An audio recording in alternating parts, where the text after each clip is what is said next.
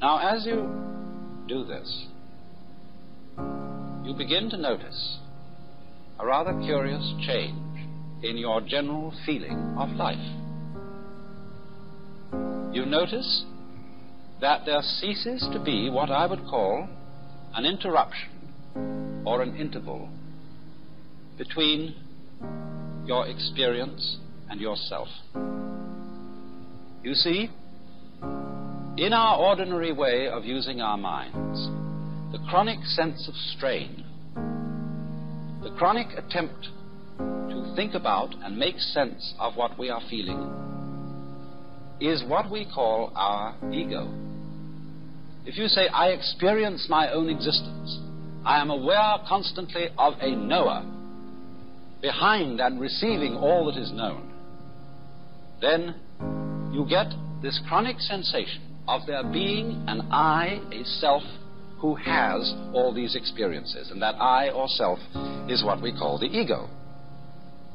And this chronic sense of strain is our, you might call it our psychological blocking against our experience. The thing that seems to divide us from an external world, from the whole universe. But when in this way the interval begins to diminish, we begin to experience our world as ourselves.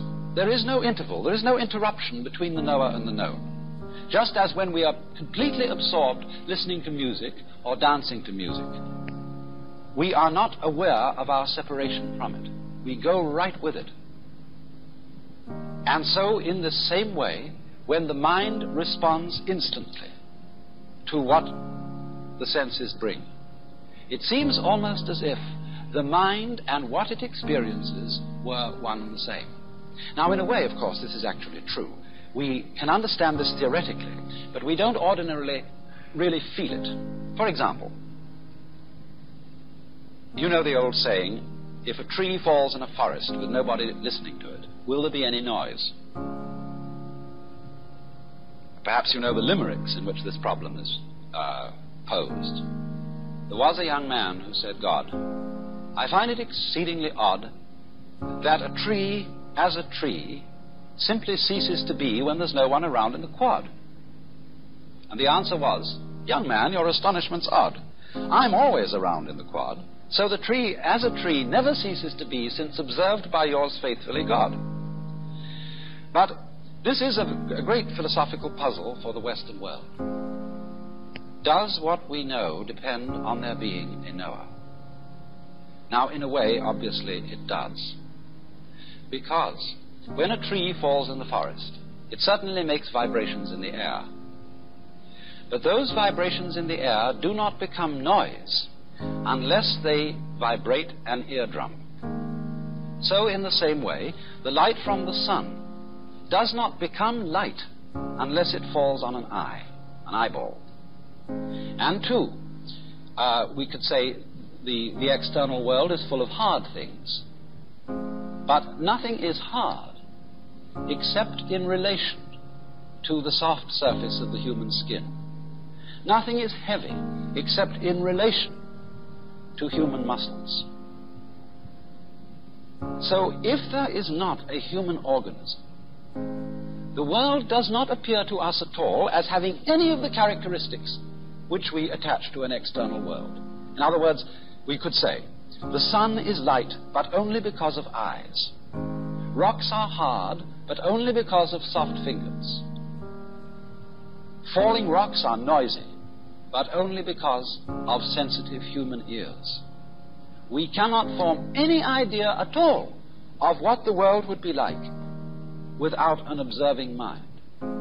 Even such things as duration, the span of time, depend upon the human mind to appreciate them. Space depends on a human mind to observe the world from a particular position and so know that there are things which are distant from it. Without this mind, there could not be any world that we could think about or conceive or imagine in any way whatsoever. And so this shows in a very clear way that our mind and the external world go together. They are inseparable differences. Taking a cigar which has two distinct ends, but you cannot separate those ends. If I would want to take one of these ends off and break the thing and throw it away, it would still have another end. There would still be two ends there. I could never get rid of the situation of it having two ends. So you see that although the two ends are different, there is just one object. And so in the same way, although there is a difference in a way between the knower and the known, between man and the world, nevertheless, these two go together, and they are fundamentally inseparable. And therefore, when our consciousness is responding instantly, without any interval or interruption, without any, shall we say, stopping to think about it, then we have a situation in which we are actually realizing, we are actually feeling the true physical relationship which exists between man and his environment. And this we could call the experience of oneness or unity with the universe, which is the function of meditation. Now, I think it's not difficult to see some very obvious values in this. Because, well, if we live entirely in a world of thought, all the things that we pursue in life tend in a way to become arid and unsatisfactory because we are living in an abstract world. In other words, nobody in his senses is going to eat a menu instead of dinner. Nobody in his senses is going to try and get a satisfactory diet off dollar bills. And yet, you see, dollar bills and menus stand in the same relation, on the one hand to wealth, on the other hand to dinner, the same relation in which thought stands to reality. They represent it. They symbolize reality, but they are in no sense substitutions for it. Yes, you can do a great deal of things if you have a lot of dollar bills, but unless you exchange those dollar bills into real concrete worth, they are of no value to you.